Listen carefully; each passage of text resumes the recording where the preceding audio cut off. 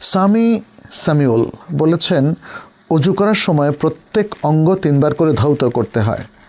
আমি যদি কোনো একটা অঙ্গ একবার, কোনো অঙ্গ 2 বার ধৌত করি তাহলে কি আমার অজু হবে? উত্তর হচ্ছে হবে। উলামায়ে কেরামের মধ্যে প্রায় সবাই একমত যে অজু যদি ঠিকমতো করা হয় তাহলে প্রত্যেক অঙ্গ একবার করে ধৌত করলেও অজু হয়ে যাবে। এর পক্ষে কিন্তু দলিল আছে। ওসমান ইবনে আফফান রাদিয়াল্লাহু তাআলা আনহুর হাদিসে আমরা দেখি, তিনি যখন বললেন যে একটা পাত্র নিয়ে আসো, এরপর অজু করে দেখালেন, পরে বললেন এভাবে নবী সাল্লাল্লাহু আলাইহি ওয়াসাল্লামকে অজু করতে দেখেছি। সেখানে 3 বার করে বলা হয়েছে।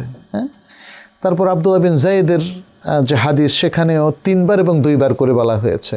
তারপরে ইবনে আব্বাস রাদিয়াল্লাহু তাআলার হাদিস, জাবের ইবনে আব্দুল্লাহ রাদিয়াল্লাহু তাআলার হাদিসে সেখানে অজুর অঙ্গগুলো একবার করে ধৌত করার কথা বলা হয়েছে।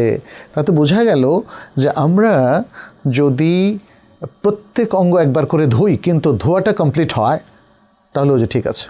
প্রত্যেক অঙ্গ 2 বার করে ধুলেও সেটা ঠিক আছে। আবার প্রত্যেক অঙ্গ 3 বার করে ধুলে সেটা আরও ঠিক আছে। সেটাই হলো আকমাল, কমপ্লিট একটা সুন্দর সিস্টেম আমরা ফলো করছি, 3 বার করে নিশ্চিত করছি।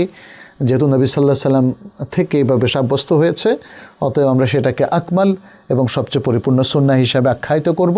আর বাকি 2 বার করে যদি কেউ করেন বা 1 বার করে করেন সেটাকে যথেষ্ট বলবো।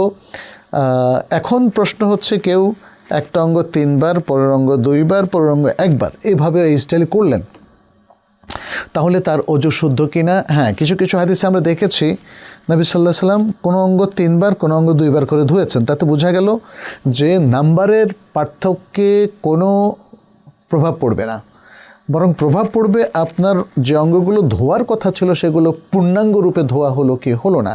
যদি 3 বারের পরেও দেখা যায় এই যে হাতের কোণের এই পাশটা শুকনো থাকে, তাহলে আপনার 4র্থবার আবার ভালো করে ঘষে সেটা ধুতে হবে। কিন্তু যদি আপনার প্রথমবারেই একদম ভালো মতো ধোয়া হয়ে যায় তাহলে একবারই যথেষ্ট।